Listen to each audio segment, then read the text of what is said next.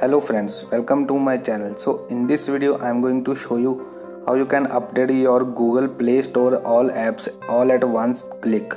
So it is a very simple process. You can do it on your Android mobile phone. So just go to your Play Store and you can see on the top of the left corner you can see these three lines. Just click on these three lines.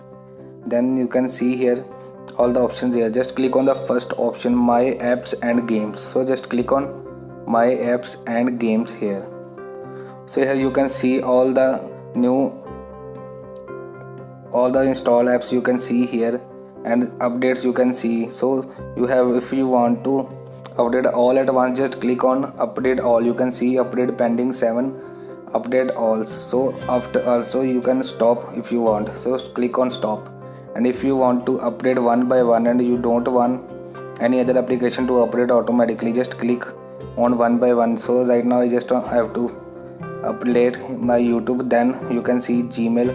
So you can choose which app you want to update or which you don't want to.